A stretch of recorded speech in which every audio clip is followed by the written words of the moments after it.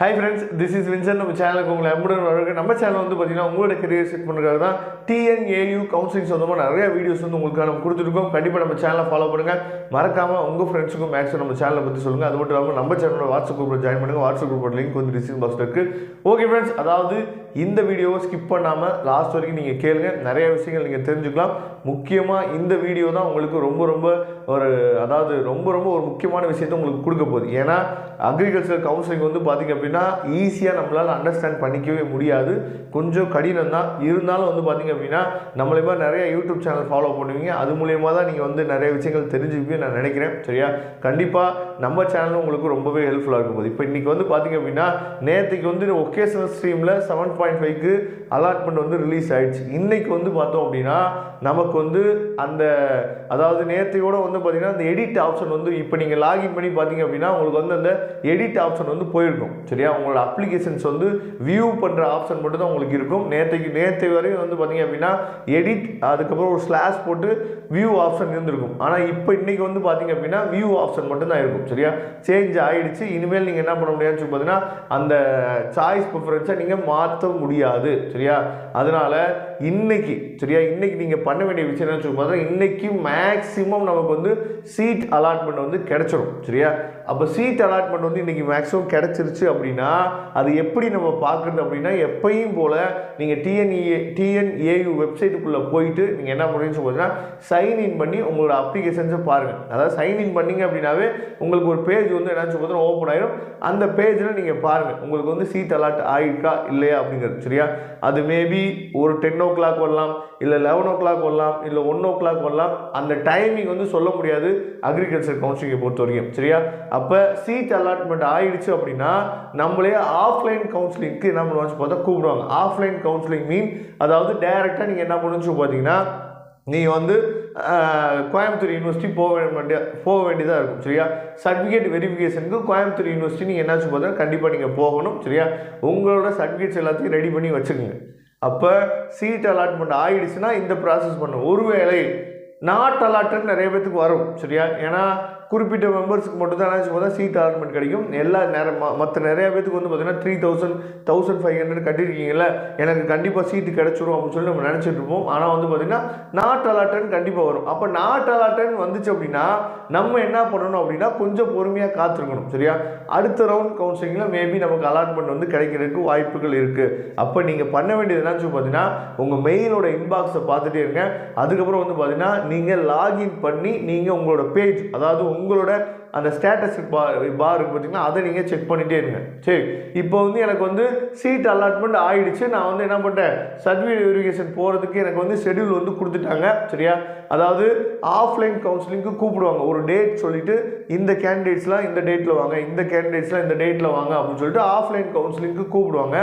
அந்த டைம் உங்கள்கிட்ட என்ன பண்ணுவாங்கன்னு பார்த்தீங்கன்னா ஒரு விஷயம் கேட்பாங்க. அதாவது ஸ்லைடிங் ப்ராசஸ் வந்து அப்ளை பண்ணுறீங்களா அப்படின்னு சொல்லி கேட்பாங்க.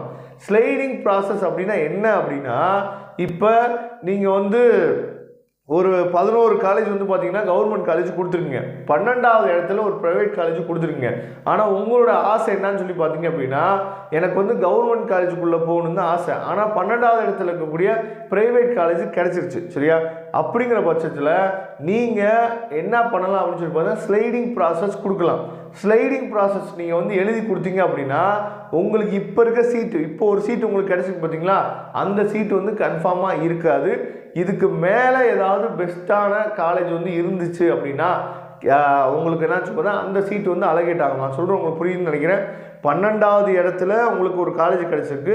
அப்போ 11வது இடத்துல இல்லை 10வது இடத்துல இந்த மாதிரி மேலே உங்களுக்கு வேறு ஏதாவது காலேஜில் வேக்யூம் இருந்துச்சு அப்படின்னா அந்த இடத்துல உங்கள் சீட்டு போய் பிளேஸ் ஆகும். சரியா?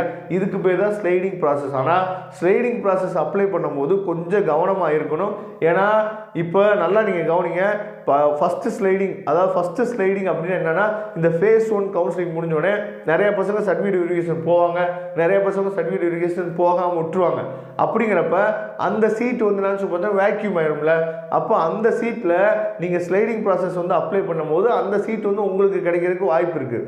ஆனால் இப்போ இன்ஜினியரிங் கவுன்சிலிங்கில் மூவ் மூவிங் அப்வர்ட் நம்ம கொடுத்துட்டோம் அப்படின்னா ஒரு டைம் நமக்கு மாறி நமக்கு ஒரு சீட் கிடச்சிச்சு அப்படின்னா அந்த சீட் வந்து கன்ஃபார்ம் ஆயிடும்.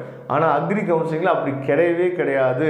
இதுதான் இங்கே மிகப்பெரிய பிரச்சனை. ஸ்லைடிங் ப்ராசஸ் அப்ளை பண்ணும்போது நல்லா இந்த விஷயத்தை நீங்கள் புரிஞ்சுக்கணும். First sliding, second sliding, third sliding வரைக்கும் போகும்.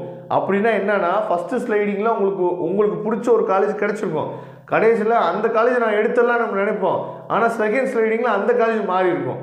அப்புறம் தேர்ட் ஸ்லைடிங்கில் அந்த காலேஜ் மாறி இருக்கும். சரியா? அப்போ நான் மற்ற பசங்கள்கிட்ட சொல்கிறது என்னன்னு சொல்லி பார்த்தீங்க அப்படின்னா, உனக்கு ஒரு காலேஜ் இப்போ வந்து இன்றைக்கி வந்து உங்களுக்கு ஒரு காலேஜ் கிடச்சிருச்சு, சீட் அலாட்மெண்ட் உங்களுக்கு ஒரு காலேஜ் கிடச்சிருச்சுன்னா அதை தயவு செய்து நீங்கள் ஆஃப்லைன் கவுன்சிலிங் போகிறீங்களே, சர்டிஃபிகேட் வெரிஃபிகேஷன் போகிறப்ப 20,000 என்னன்னு சொல்லி பார்த்தா கட்ட சொல்லுவாங்க. சரியா? 20,000 கட்டிட்டு அந்த சீட்டை அப்படி என்னன்னு சொல்லி பார்த்தீங்கன்னா ஓகே பண்ணிவிட்டு வந்துடுங்க. சரியா? அதுதான் பெஸ்ட்டு. நமக்கு இருக்கிற பெரிய பெனிஃபிட் வந்து அதுதான். ஸ்லைடிங் ப்ராசஸ் அப்ளை பண்ணிங்க அப்படின்னா அது எங்கே போய் எந்த காலேஜில் நிற்கும் நம்ம சொல்லவே முடியாது. அதனால் தயவுசெய்து ஸ்லைடிங் ப்ராசஸை தயவுசெய்து நீங்கள் என்ன சொல்லி பார்த்தீங்கன்னா அவாய்ட் பண்ணுறதுக்கு நீங்கள் ட்ரை பண்ணுங்கள். சரியா? ஏன்னா ஸ்லைடிங் ப்ராசஸ் அப்ளை பண்ணிவிட்டு நமக்கு பிடிச்ச காலேஜ் ஒரு நாள் இருக்கும், அடுத்த ஸ்லைடிங் போகிறப்ப வேறு காலேஜ் மாறி இருக்கும். இந்த மாதிரிலாம் நிறைய விஷயங்கள் இருக்குது. அதனால் நாட் அலாட்டட் வந்த பசங்க வந்து பார்த்தீங்க அப்படின்னா நீங்கள் கொஞ்சம் வெயிட் பண்ணலாம். சரியா? ஏன்னா அது வந்து செகண்ட் ஃபேஸ் கவுன்சிலிங் முடியும், தேர்ட் ஃபேஸ் கவுன்சிலிங் இந்த மாதிரிலாம் நிறைய இருக்குது. செகண்ட் ஸ்லைடிங், தேர்ட் ஸ்லைடிங்லாம் உங்களுக்கு வந்து நாட் அலாட்டட் வந்து மாறுறதுக்கு வாய்ப்பு இருக்குது. சரியா? அதனால் கொஞ்சம் நீங்கள் என்ன பண்ணலாம், வெயிட் பண்ணலாம். இன்றைக்கி மேக்ஸிமம் நமக்கு எல்லா பேத்துக்கும் வந்து பார்த்தீங்கன்னா சீட் அலாட்மெண்ட் கிடைக்கிறதுக்கு வாய்ப்பு இருக்குது. சீட் அலாட்மெண்ட் கிடைச்சிச்சு அப்படின்னா நம்ம ஆஃப்லைன் கவுன்சிலிங் ரெடி ஆகணும், சர்டிஃபிகேட் வெரிஃபிகேஷனுக்கு போகணும். சர்டிஃபிகேட் வெரிஃபிகேஷன் போயிட்டு தான் ஸ்லைடிங் ப்ராசஸ் அப்ளை பண்ணிங்கன்னா இல்லையான்னு கேட்பாங்க. உங்கள் சீட்டை நீங்கள் கன்ஃபார்ம் பண்ணணும். உங்கள் சீட்டை நீங்கள் கன்ஃபார்ம் பண்ணுறதுக்கு 20,000 நீங்கள் பே பண்ண வேண்டியதாக இருக்கும். சரியா? அதை தெளிவாக நீங்கள் பார்த்துங்க. 20,000 நீங்கள் ரெடி பண்ணி வச்சுக்கோங்க. ஓகே ஃப்ரெண்ட்ஸ், கண்டிப்பாக இந்த வீடியோ வந்து உங்களுக்கு ரொம்பவே யூஸ்ஃபுல்லாக நினைக்கிறேன். நான் வந்து சீட் அலாட்மெண்ட் வந்து ரிலீஸ் ஆன உடனே நான் என்ன சொல்லுவேன், உங்களுக்கு லைவ் வந்து நான் சொல்லுவேன் என்ன பண்ணணும் அப்படிங்கிறத இன்னமும் தெளிவாக உங்களுக்கு நான் சொல்கிறேன். தேங்க்யூ ஃப்ரெண்ட்ஸ், நெக்ஸ்ட் வீடியோவில் பார்க்கலாம். அதுவரை உங்களுக்கு விடைபெறுவது உங்கள் நண்பர் வின்சன். தேங்க்யூ.